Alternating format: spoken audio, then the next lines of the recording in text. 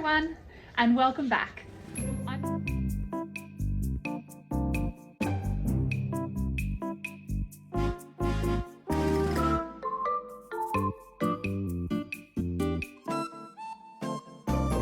Thank you so much for joining me. For the next few lessons, I'm going to show you all about how to use watercolors. We're going to start off basic, and then we're going to get a little bit more technical. And when you're done, you're going to be able to create beautiful artworks just like these ones.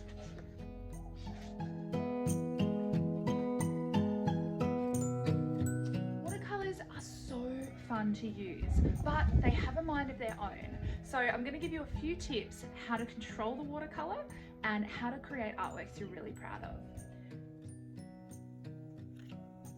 The final product might look a little bit like this. So we're going to turn the simple shapes into beautiful watercolor artworks and then add some details with a Sharpie afterwards to turn it into an image. Come with me and I'll show you how. Today's lesson is all about watercolors. So that is the main material that you're going to need for this task. It does not matter about the quality of the watercolors that you have, it's all about how you use them. So whatever you have at home is fine. You'll also need some different size brushes and some paper to paint on. I use watercolor paper because it's a lot thicker, which is fantastic, but if you just have normal paper at home, that's fine too. I have offered a link for some materials that I like to use in the description below if you'd like to follow those to get your own. Before I show you what to do with this task, I wanted to show you a few things about what not to do. So, firstly, when you're drawing your outer shape, I'm going to start with a triangle today. And you might notice that I've drawn it quite hard. I've pressed really hard with my pencil here. That is the first mistake, because once we paint over it, we can't rub out the pencil. And because watercolors are generally quite light and transparent, you'll always see this pencil mark coming through. So it's very important when drawing to really sketch quite a light line if you're needing to do that first, rather than push really hard with your pencil. Now I'm wanting to paint this with watercolor. Obviously you need water, and I could easily just paint it like this.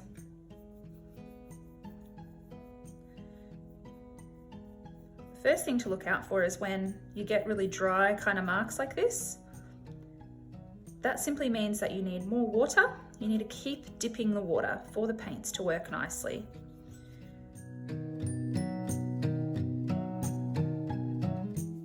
There, so this is my finished artwork. There's nothing too wrong with my artwork. However, I haven't used watercolors in the best possible way.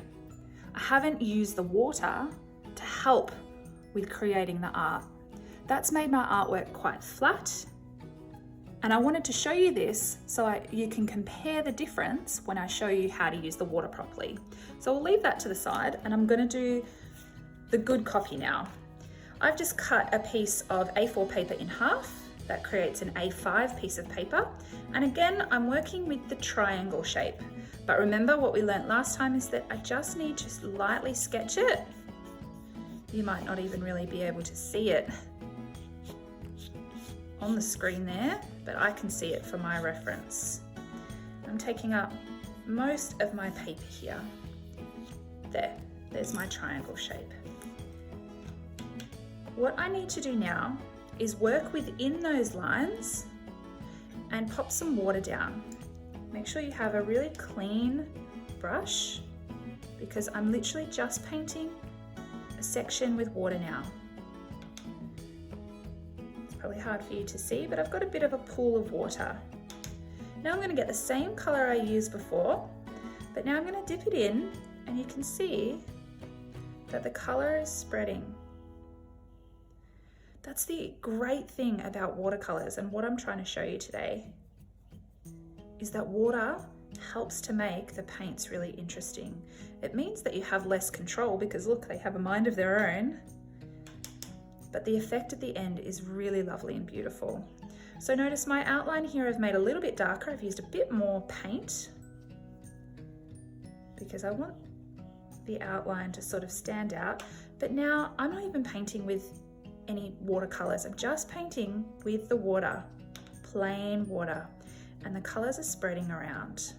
It's important not to use too much water because it can pool up and really make your paper wrinkly. So you want a combination of water, bits of watercolor paint coming in there, and I'm sort of just dabbing it on so that the colors can spread really nicely. And I'm moving it down, working quickly so that the colors don't dry out. I can always go back in. If I want an area to be even darker, I can add a bit more paint in there.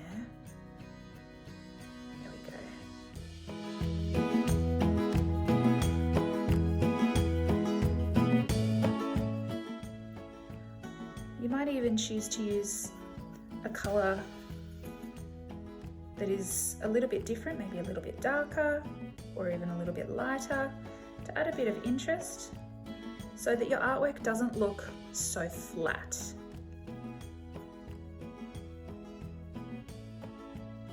Anyone can do this. It is just a matter of practicing with the watercolors, keeping it within your shape, and working with a fair bit of water so that the colors can spread around. Okay. I'm going to use a lighter color now and see what happens. So I'm going to let those be friends, join up together and blend nicely. See what happens. You can also go back in and add a bit of that lighter color in a different section.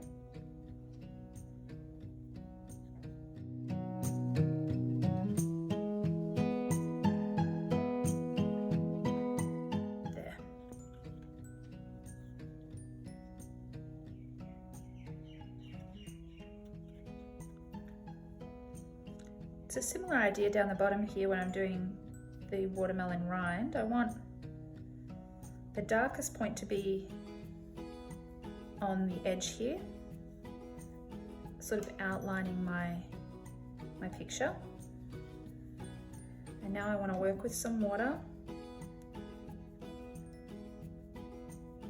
to help that color to bleed out, spread into my sections here.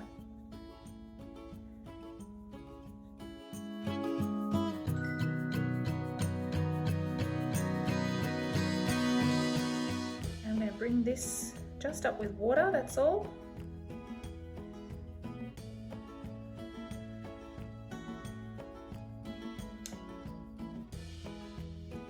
So you can really see that the watercolor has a mind of its own. It's gone into a section there I don't really want it to, but that's okay. I can always go back in and paint over the top.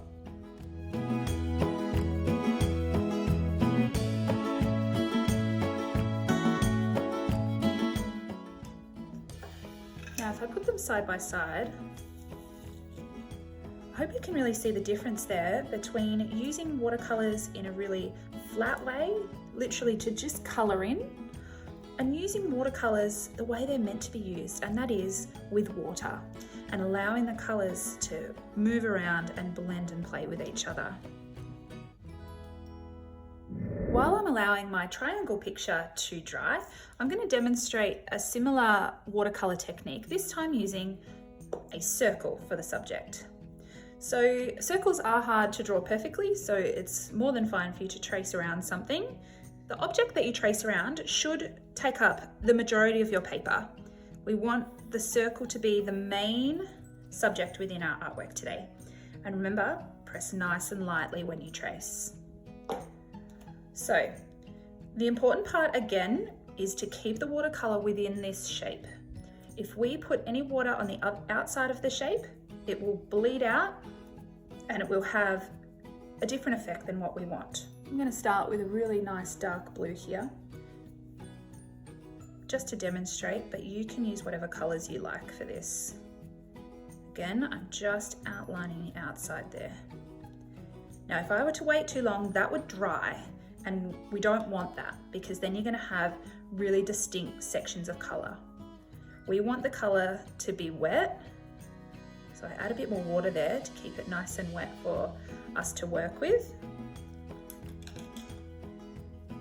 Clean taking my brush and just actually add some plain water here now. And I'm going to let that blend together there, just by touching it in, and the colours will move in. If you overwork it, you go over it and over and over it, the paper will go gross and you're not going to get that nice watery look that we're after. So try not to work with it too much. When you're looking at blending with another colour, you have to consider a harmonious colour. That means a colour that is next to each other on the colour wheel, a colour that is similar. So in this example, a similar colour to my blue here would be this nice turquoisey green. And I'm bringing that turquoise up and adding a bit of extra water so that they can sort of play with each other. You can even move the paper around like that to make the colours blend really nicely. And I want this edge here very perfect, so take care when doing that part. Alright, I'm adding a bit of extra water up here. I don't want this part to dry out while I'm working down here, so keep that nice and watery. Alright, now I'm going to consider a harmonious colour to my green here. I might add a bit of light green there.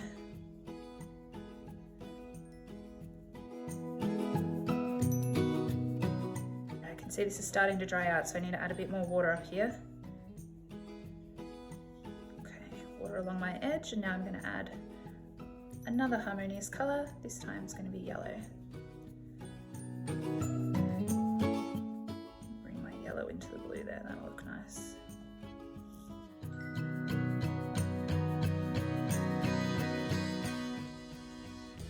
Now notice I've used orange here and I've hardly used any water. So the colour isn't bleeding as strongly when I'm touching it with the yellow. If there's not much water there won't be a lot of blending going on. So if you want more, it's just a matter of dropping some extra water on there, like that. You can move the paint where you want it to go.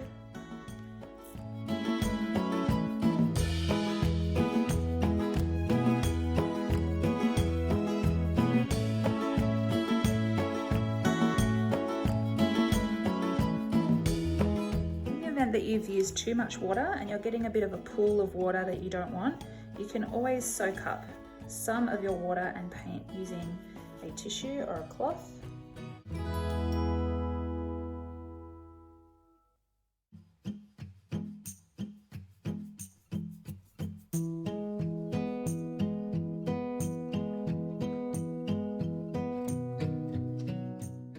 Alright, I'm going to let that guy dry too, before we add some details with a texture or fineliner over the top later.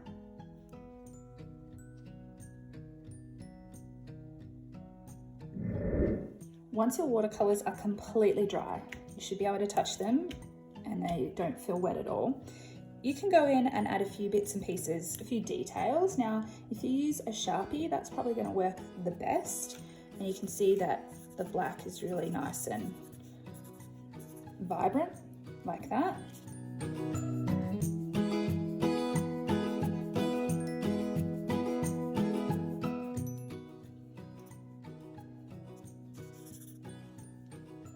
There you go, so simple yet so effective.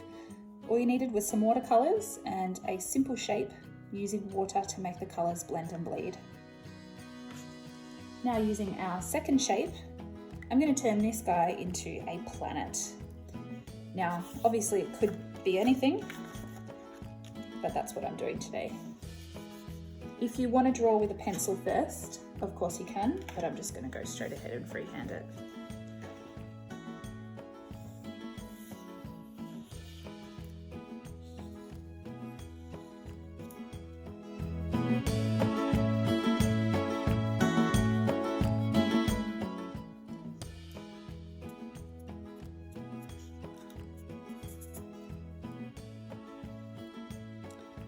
There, two beautiful artworks made from two simple shapes, a triangle and a circle, some watercolors, and a pen.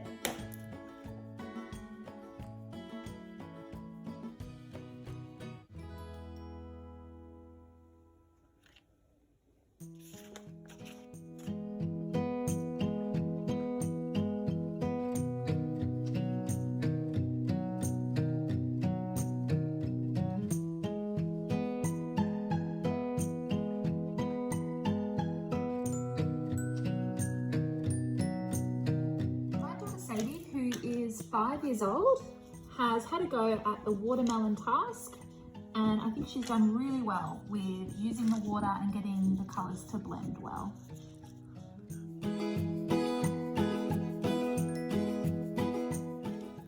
So look at my watermelon, and I love them. I hope you love them too.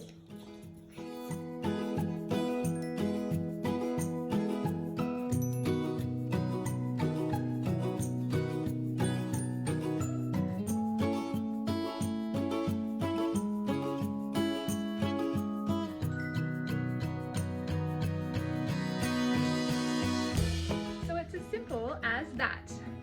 I really hope you've enjoyed working with watercolours today and realised that you can start off with simple shapes and turn them into beautiful works of art.